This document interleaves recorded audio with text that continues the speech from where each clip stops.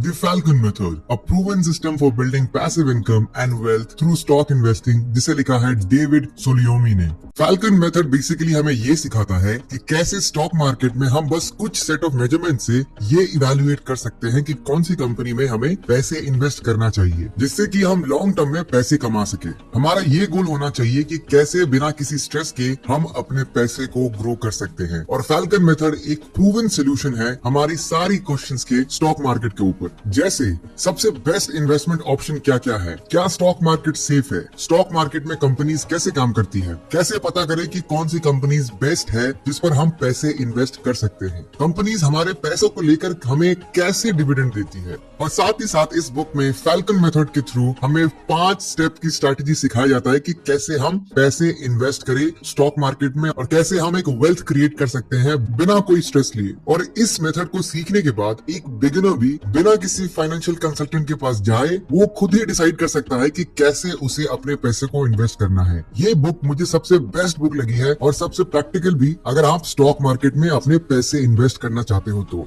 चाहे वीडियो की स्पीड ही क्यों ना बढ़ा दो आप, लेकिन मैं चाहता हूं कि आप इस वीडियो को बिल्कुल पूरे एंड तक देखिए। इंडिया में फाइनेंशियल एजुकेशन की बहुत ज्यादा कमी है और मेरा गोल इस चैनल से यही है कि मैं 10,000 लोगों को फाइनेंशियली इंडिपेंडेंट बनाऊं और उन्हें मोटिवेट करूं अपने हाई क्वालिटी वीडियो से। और मैं कभी भी वीडियो की लेंथ के ऊपर कॉम्प्रोमाइज नहीं करता हूं, क्योंकि मैं अपने देश को सबसे अमीर होता हुआ देखना चाहता हूं, जिसके लिए मैं रात दिन मेहनत कर रहा हूं और बुक्स पढ़ रहा हूं और उसे एनिमेटेड फॉर्म में आपके सामने लेके भी आ रहा हूं, जिससे कि आप मैक्सिमम बेनिफिट ले सके हर एक वीडियो से। तो नमस्ते दोस्तों, आप सभी का स्वागत है बुक पिलो यूट्यूब चैनल पर, जहां पर हर संडे आपको मिलते हैं high quality book summaries. David सोलियोमी का सरनेम का मतलब ही होता है फैल्कन बर्ड हंगेरियन में। फैल्कन बर्ड एक तरह का हंटर बर्ड को कहते हैं जो अपनी स्पीड और हंटिंग एबिलिटी से फेमस है। अगर मैं आपको ऑथर के बारे में एक ब्रीफ में उनके बैकग्राउंड के बारे में शेयर करूं तो डेविड हंगरी में पैदा हुए थे और उनके पेरेंट्स का डिवोर्स हो गया था जब वो सिर्फ 10 साल के थे। इससे उनकी लाइफ में एक बहुत बड़ा इम्पैक्ट पड़ा, क्योंकि इनकी मम्मी एक किंडरगार्टन स्कूल में टीचर थी और इनके पापा कुछ सालों में एक सक्सेसफुल बिजनेसमैन बन गए थे। और यही चीज इनको मोटिवेट किया कि मुझे भी फाइनेंशियली फ्री होना है बिना अपनी पूरी जिंदगी लगाकर और अपने रिलेशनशिप को बिना कॉम्प्रोमाइज किए या फिर उसे खराब किए कैसे मैं अमीर बन सकता हूँ। और बहुत सारे बिजनेसेस को सक्सेसफुल बनाकर और उसे बेचकर साथ ही साथ स्टॉक मार्केट में इन्वेस्ट करके वो सिर्फ 33 इयर्स के एज में फाइनेंशियली फ्री हो गए और अभी वो अपने पैशन को फॉलो कर रहे हैं, जो कि है लोगों को एजुकेट करना फाइनेंशियल इंडिपेंडेंस अचीव करने में स्टॉक इन्वेस्टिंग से। तो सबसे पहला स्ट्रेटेजी जो मैंने इस बुक से सीखा वो है stocks are the best investment option for people who are looking for passive income.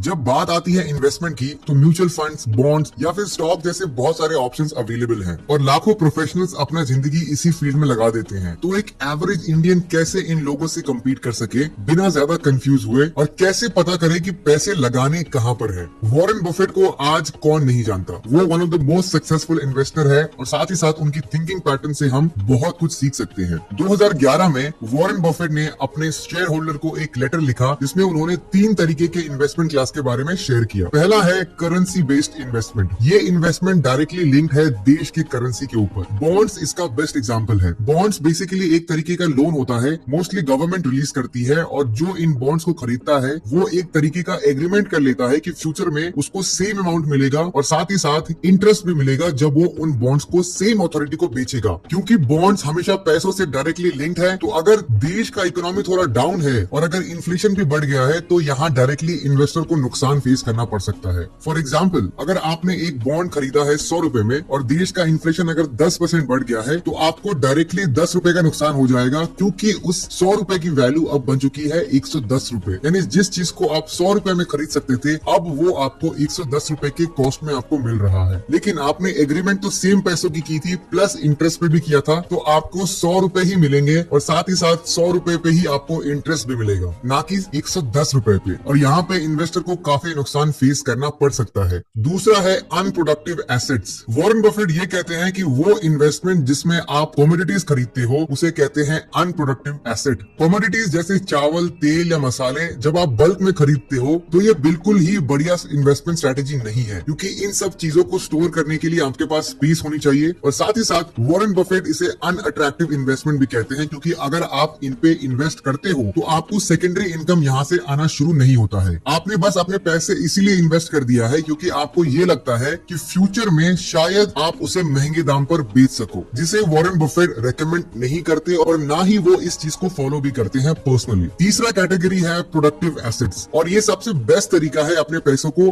Grow करने के लिए और साथ ही साथ एक लॉन्ग टर्म इनकम जनरेट करने के लिए। और सबसे best productive asset Warren Buffett के अनुसार है कंपनीज की शेयर लेना, यानी स्टॉक मार्केट में पैसे इन्वेस्ट करना। जब आप किसी कंपनी का शेयर खरीदते हो तो आप उस कंपनी के शेयर होल्डर बन जाते हो और शेयर होल्डर्स को कंपनी की प्रॉफिट शेयर मिलता है। फॉर एग्जाम्पल, अगर आपने विप्रो कंपनी की 10 शेयर खरीद ली है तो अब आप विप्रो के शेयर होल्डर हो, यानी विप्रो जो भी प्रॉफिट करेगा उसमें आपको भी मिलेगा डिविडेंड के रूप में, जो जनरली सालाना आपको मिलता है। और ये सबसे बेस्ट है इसीलिए क्योंकि आपके पास एक फ्रीडम है कि आप कभी भी अपने शेयर को बेच सकते हो मार्केट के हिसाब से। और जैसा कि आप इस फिगर में देख सकते हो कि यूएस में भी स्टॉक्स नंबर 1 पे है अगर आपको कहीं पे पैसे बनाने हैं तो इस स्ट्रैटेजी से हम सभी ने ये सीखा कि अगर आपको अपने पैसे को ग्रो करना है और एक सेकेंडरी इनकम जनरेट करना है तो सबसे बेस्ट तरीका है कंपनीज के शेयर्स लेना। और अभी आप शायद थोड़ा कन्विंस भी हो चुके होंगे कि स्टॉक्स में पैसे इन्वेस्ट करने के लिए, लेकिन उससे पहले ऑथर हमें ये सीखने के लिए कहते हैं कि कंपनीज काम कैसे करते हैं, जिससे कि आपको आइडिया मिल सके कि उन कंपनीज के बारे में और आप बढ़िया इन्वेस्टमेंट स्ट्रैटेजीज भी यूज कर सको।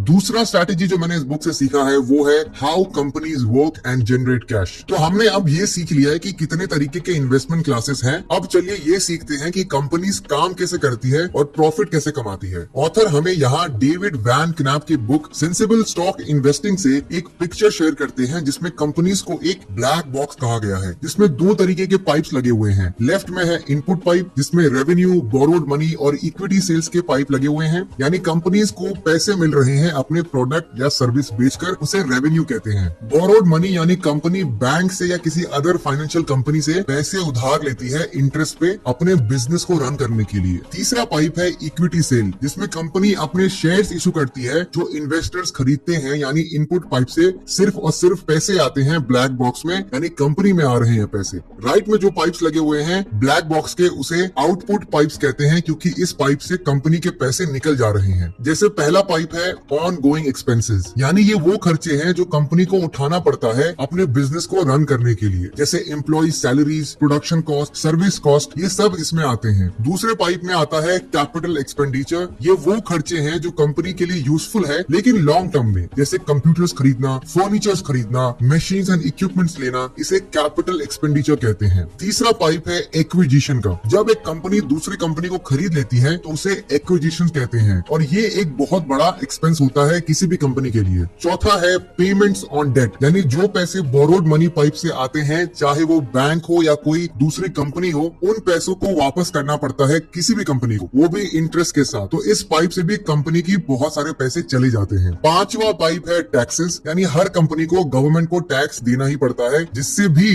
ब्लैक बॉक्स से पैसे बाहर चले जाते हैं। सबसे इंपॉर्टेंट पाइप है इस पिक्चर में वो है प्रॉफिट का, यानी वो कंपनी इस पाइप से पैसे जो निकल रहे हैं उसे कैसे यूज करती है। ऑथर हमें रेकमेंड करते हैं कि हमें इसी पाइप पे सबसे ज्यादा फोकस करना चाहिए, क्योंकि हर किसी को प्रॉफिट देखना और समझना और खुद किसी चीज में प्रॉफिट गेन करने में सबसे ज्यादा मजा आता है। 3 तरीके से कोई भी कंपनी अपने प्रॉफिट को यूज करती है। पहला है डिविडेंड्स देकर, यानी कंपनी ये डिसाइड करती है कि प्रॉफिट की शेयरिंग हम अपने शेयर होल्डर के साथ शेयर करेंगे, इससे आपको पैसे मिलते हैं। दूसरा है शेयर बाईबैक मेथड, जब कंपनीज के पास एक्स्ट्रा पैसे होते हैं तो वो अपने ही शेयर खरीद लेते हैं ओपन मार्केट से, जिससे कि टोटल नंबर ऑफ शेयर्स की कंपनी की कम हो जाए और अर्निंग्स पर शेयर बढ़ जाए। तीसरा है रिटेन्ड अर्निंग्स, यहाँ पे कंपनीज उन पैसों को अपने पास ही रखती है, अपनी कंपनी की ग्रोथ और एक्सपेंशन पे फोकस करती है। और अगर आप ध्यान से इस पिक्चर को देखेंगे तो आप देख सकते हैं कि इनपुट में चौथा पाइप रिटेन्ड अर्निंग का भी लगा हुआ है। हो सकता है कि आपको ये लगे कि इतना कुछ जानने की तो ना हमारे पास टाइम है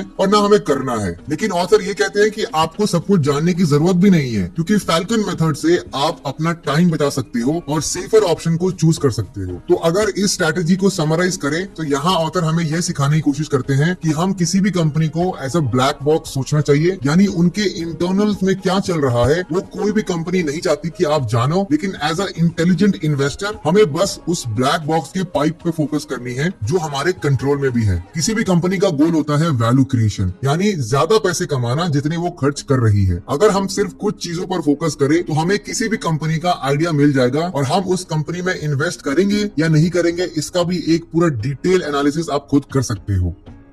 फैल्कन मेथड के 5 स्ट्रैटेजीज को समझने से पहले हमें फैल्कन मेथड के गोल समझना होगा। तो तीसरा स्ट्रैटेजी जो मैंने इस बुक से सीखा है वो है the goal of the falcon method is to buy and hold. यानी ऑथर हमें रिकमेंड करते हैं कि हम सभी को एक ऐसा स्टॉक पोर्टफोलियो बनाना चाहिए जहां पर हम बाय एंड होल्ड टेक्निक को फॉलो करें। यानी आपको सिलेक्टेड कंपनीज के शेयर्स खरीदने हैं और उसे फिर लंबे समय तक होल्ड पे रखना है, यानी जल्दी बेचना नहीं है। ऑथर ये कहते हैं कि सिर्फ कुछ लोग ही बिल्कुल लैविश लाइफस्टाइल जीते हैं स्टॉक मार्केट से पैसे कमाकर, लेकिन ज्यादातर लोग क्वांटम इन्वेस्टिंग मेथड को यूज करते हैं। यानी एक ऐसा क्लासिक और पुराना मेथड जहां पर इन्वेस्टर्स कुछ सबसे बेस्ट शेयर्स खरीदते हैं और 1 साल तक वेट करते हैं, उसके बाद फिर बेच देते हैं और फिर से वो कुछ बेस्ट शेयर्स खरीदते हैं और फिर 1 साल बाद बेच देते हैं और ये प्रोसेस रिपीट होता रहता है। ऑथर के हिसाब से ये मेथड अच्छा है, लेकिन इस मेथड में एक पॉइंट को बिल्कुल इग्नोर करते हैं इन्वेस्टर, वो है साइकोलॉजिकल बायस। यानी इन्वेस्टर्स अपने इमोशन से भी शेयर्स खरीदते हैं। क्वांटम इन्वेस्टिंग मेथड के कुछ डिसएडवांटेजेस हैं, जैसे सबसे पहले इस मेथड में इन्वेस्टर एक लिस्ट बनाते हैं कंपनीज की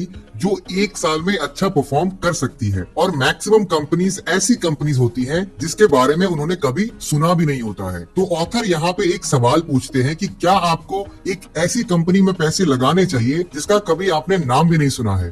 दूसरा डिसएडवांटेज है इस मेथड का, वो ये है कि बहुत ही ज्यादा इनकंसिस्टेंट है ये मेथड, क्योंकि बहुत बार कंपनीज 2-3 सालों तक अच्छा परफॉर्म नहीं करती है, तो इन्वेस्टर के पास उतना पेशेंस भी नहीं होता है कि वो इतने समय तक इन्हें होल्ड कर सके। क्वांटम इन्वेस्टिंग मेथड से एडवांस है फैल्कन मेथड। इस मेथड में ऑथर साइकोलॉजिकल और इमोशनल डिसीजन मेकिंग पर भी फोकस करते हैं और बाय एंड होल्ड मेथड से लॉन्ग टर्म तक एक कंटिन्यूअस डिविडेंड पे आउट मिलता रहता है। और साथ ही साथ फैल्कन मेथड में सिर्फ और सिर्फ वेल नोन कंपनीज में ही इन्वेस्ट करना होता है, क्योंकि जिस कंपनी के बारे में आप सालों से सुनते आ रहे हो तो एज अ इन्वेस्टर भी आपका ट्रस्ट ज्यादा होगा कंपेयर करें उन कंपनीज के बारे में जिनके बारे में आप कुछ सुना ही नहीं हो या फिर जिनके इंफॉर्मेशन बहुत कम है इंटरनेट पे। इस स्ट्रैटेजी से हमने ये सीखा कि कैसे इन्वेस्टर्स सिर्फ क्वांटम इन्वेस्टिंग मेथड को फॉलो करते हैं और क्यों हमें फैल्कन मेथड को यूज करना चाहिए, और साथ ही साथ फैल्कन मेथड इन्वेस्टर के साइकोलॉजिकल और इमोशनल डिसीजन मेकिंग पे भी फोकस करता है और लॉन्ग टर्म में बाय एंड होल्ड मेथड से आपको ज्यादा रिटर्न मिल सकता है कंपेयर करें अगर हम क्वांटम इन्वेस्टिंग मेथड को फॉलो करते हैं तो।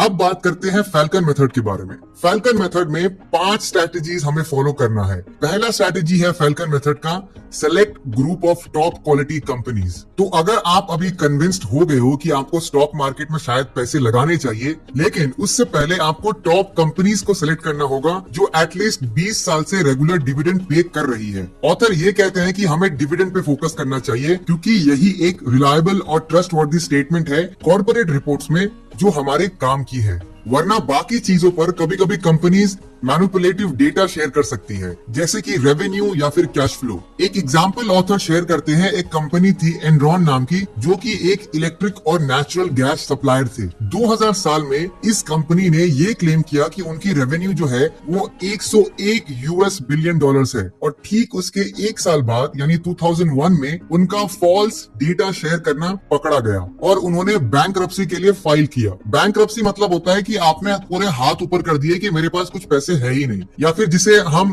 नॉर्मल लैंग्वेज में कहते हैं कंगाल या फिर बर्बाद होना। आप सोच रहे होंगे कि 20 साल का डिविडेंड पे आउट क्यों, लेकिन 2 बहुत ही इंपॉर्टेंट रीजंस हैं जिससे कि हमें क्यों 20 साल से ज्यादा टाइम फ्रेम वाले कंपनीज को सिलेक्ट करना चाहिए जो रेगुलर डिविडेंड देता आ रहा है। पहला रीजन है कि आपको पता लग जाता है कि वो कंपनी ने मुश्किल वक्त में कैसे परफॉर्म किया है और अपने शेयर होल्डर का ध्यान रखा है या नहीं। दूसरा, आपको उस कंपनी की एबिलिटी के बारे में पता लग जाता है कि क्या ये कंसिस्टेंसी के साथ डिविडेंड पे कर रही है या नहीं, जो कि एक बिल्कुल परफेक्ट साइन है कि हमें उस कंपनी में इन्वेस्ट करना चाहिए कि नहीं।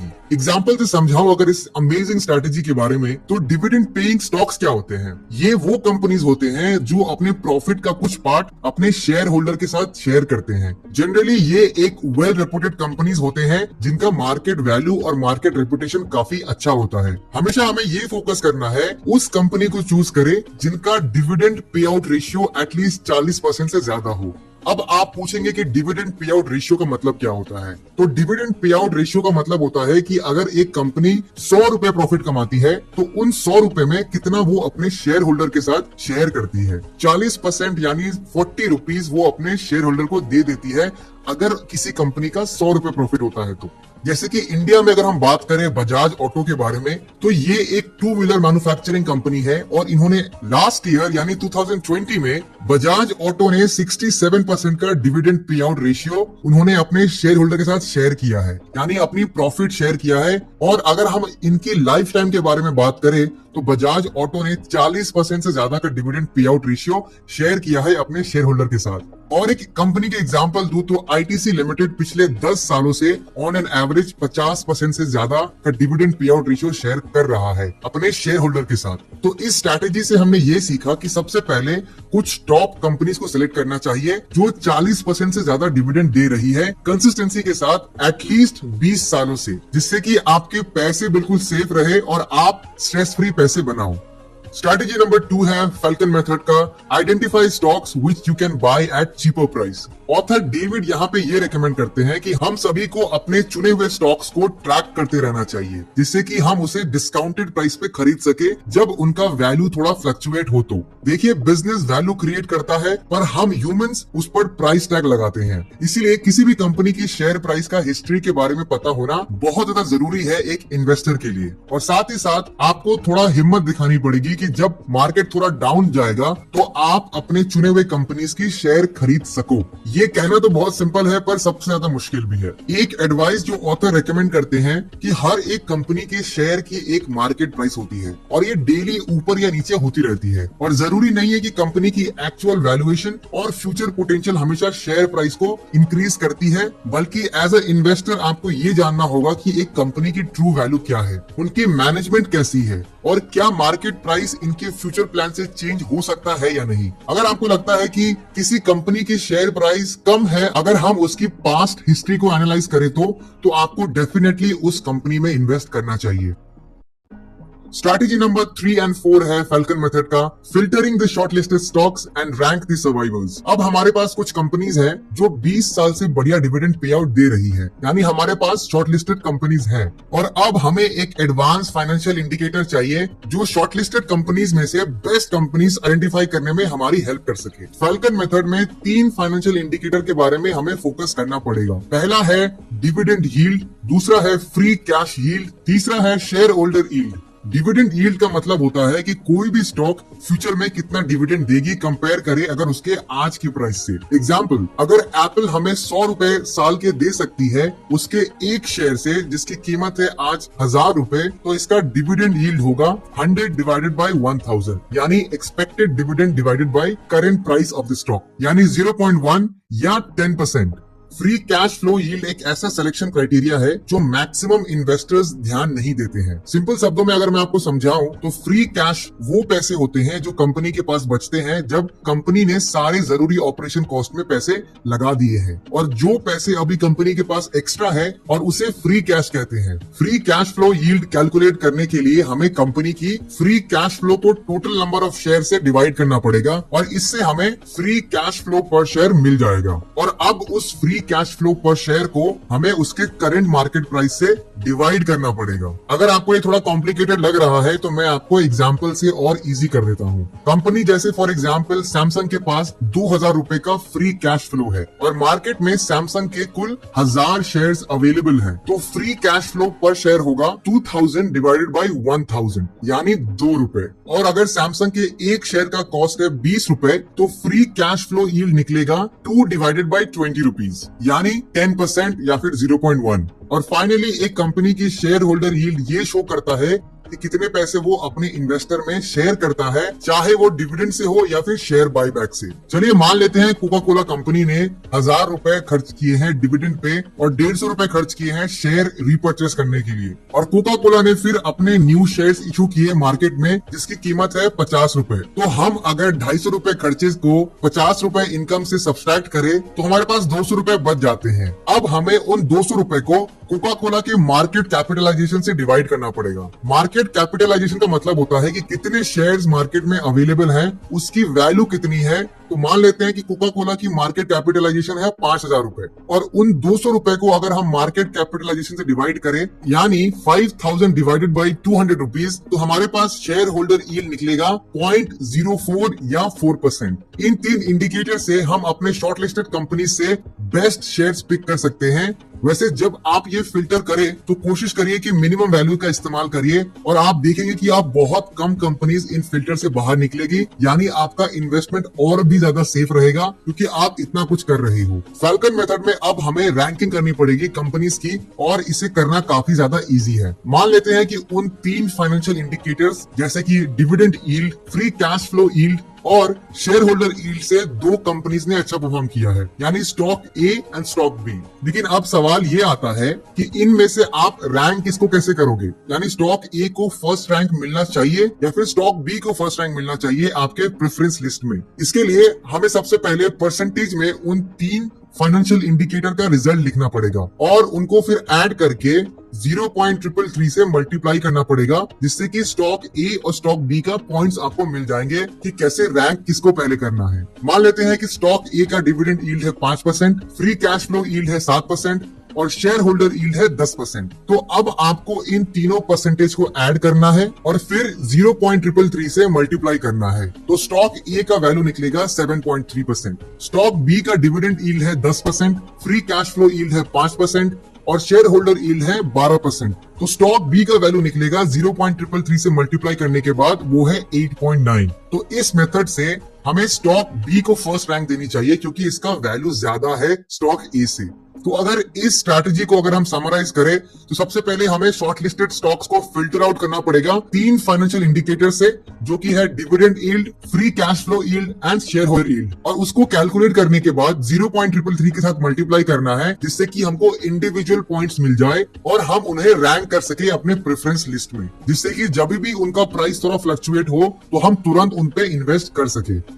आखिरी स्टेप है या फिर स्ट्रैटेजी नंबर 5 है फैल्कन मेथड में कि टेक योर ओन जजमेंट। अभी तक फैल्कन मेथड में हमने ये सीखा कि कैसे फाइनेंशियल इंडिकेटर से रैंक करना चाहिए शॉर्टलिस्टेड स्टॉक्स को, और ये एक साइकोलॉजिकल बायस को आने ही नहीं देता है, यानी साइकोलॉजिकल और इमोशनल बायस को यूज ही नहीं करना पड़ेगा अगर आप फैल्कन मेथड को यूज कर लेते हो तो। और उसके साथ ही साथ आपको कंपनीज की रियल वैल्यू भी निकल जाती है जिसपे आप इन्वेस्ट कर सकते हो। ऑथर एग्री करते हैं कि ये स्टेप्स इतने इजी नहीं है, लेकिन अगर आप इन स्टेप्स को यूज करते हो तो आपको सिर्फ और सिर्फ अच्छे कंपनीज ही निकलेंगे जो आपको सालों तक बढ़िया पैसे कमा के देंगे। 5वां स्ट्रैटेजी में ऑथर आपके ऊपर छोड़ देते हैं कि आपको कहां पे इन्वेस्ट करना चाहिए और कितना इन्वेस्ट करना चाहिए, क्योंकि अब आप इतना कुछ सीख चुके हो इन सारे टेक्निक्स के बारे में, तो अब उस टेक्निक को आपको इम्प्लीमेंट भी करना पड़ेगा और आपको साथ ही साथ ROIC पे फोकस करना है, यानी return on invested capital. Her ranked companies को आप मॉनिटर करिए, जिसको करना बहुत ही इजी है क्योंकि आजकल इतने सारे ट्रेडिंग प्लेटफॉर्म आ चुके हैं जो आपके लिए सब कुछ इजी कर देते हैं, और जब भी प्राइस फ्लक्चुएशन होता है तो आप उसे देख सकते हो अपने स्क्रीन पे। तो इस वीडियो को अगर सम अप करें तो हमने सबसे पहले ये सीखा कि स्टॉक सबसे बेस्ट इन्वेस्टमेंट ऑप्शन क्यों है, और हमने डिटेल में समझा कि कितने तरीके के इन्वेस्टमेंट क्लासेस होते हैं। दूसरा, हमने सीखा कि कंपनीज कैसे काम करती है और कैसे कैश जनरेट करती है, और साथ ही साथ ब्लैक बॉक्स और पाइप्स के फिगर से हमने डिटेल में समझा कि कंपनीज के इनपुट और आउटपुट के बारे में। तीसरा स्ट्रैटेजी हमने सीखा कि फैल्कन मेथड में बाय एंड होल्ड टेक्निक को यूज करना चाहिए मैक्सिमम रिटर्न के लिए। उसके बाद हमने डायरेक्टली फैल्कन मेथड के 5 स्ट्रैटेजीज को डिटेल में सीखा अपने इन्वेस्टमेंट को बिल्कुल सिक्योर करने के लिए, जिसमें पहला स्टेप था select group of top quality companies. दूसरा स्टेप था उन कंपनीज में से कौन कौन सी कंपनीज के शेयर्स हम अफोर्डेबल या सस्ते रेट में खरीद सकते हैं। तीसरा और चौथा स्टेप था उन शॉर्टलिस्टेड कंपनीज को फिल्टर करना और कंपनीज को रैंक करना। 5वां और आखिरी स्टेप था आपको आपकी जजमेंट खुद लेना है और ROIC को आपको रेगुलरली मॉनिटर करना पड़ेगा जिन भी स्टॉक्स में आपने पैसे इन्वेस्ट किए हैं। उम्मीद करता हूं कि इस डिटेल बुक समरी से आपने जरूर कुछ नया सीखा होगा। अगर आप अभी तक इस वीडियो को देख रहे हो तो आप में सच में कुछ सीखने की क्वालिटी है जिससे कि आप लाइफ में जरूर सक्सेसफुल बनोगे। अगर आपको मेरा काम पसंद आया तो वीडियो को लाइक जरूर करिए और कमेंट में मुझे अपनी राय जरूर शेयर करिए, और अगर हो सके तो इस वीडियो को अपने फैमिली के साथ और अपने फ्रेंड्स के साथ जरूर शेयर करिए, जिससे कि उनके पास भी स्टॉक मार्केट के रिगार्डिंग कुछ नॉलेज मिल सके। तो मैं मिलूंगा आपसे नेक्स्ट वीडियो में एक डिटेल्ड बुक समरी के साथ। तब तक के लिए कीप रीडिंग, कीप ग्रोइंग। आज के पहले मार्केट को गिरते हुए देखा नहीं है क्या कभी? इतने दिनों बाद खुला है तो थोड़ा गिरेगा, धूल चाट के वापस खड़ा हो जाएगा। और भूल गए क्या, हमारी तो शुरुआत ही गिर के हुई थी। इसमें नया क्या हो रहा है? ये हो रहा है हर्षद कि इस बार मार्केट गिरने का कारण हम हैं। और भी अच्छा है, मार्केट के महाराजा हैं हम। अगर हमारे कारण मार्केट गिरा है ना तो हम इसे खड़ा भी कर देंगे। देख, हर्षद के नाम की लोचा लफड़ा और जलेबी फाफड़ा, इसे गुजराती की लाइफ से कोई निकाल नहीं सकता। भाई डायलॉग बाजी ठीक है, लेकिन इसमें बहुत रिस्क है। रिस्क है तो इश्क है। पैसा ही पैसे को खींचता है। लोगों को पता चलना चाहिए कि मेहताज अंबानीज और टाटा से कम नहीं है। लेकिन तू शायद भूल रहा है कि बचपन में शांतिलाल मेहता ने जब तेरी कुंडली दिखाई थी ना, तो पंडित ने बोला था कि तेरी धन राशि पे शनि बहुत भारी है भाई।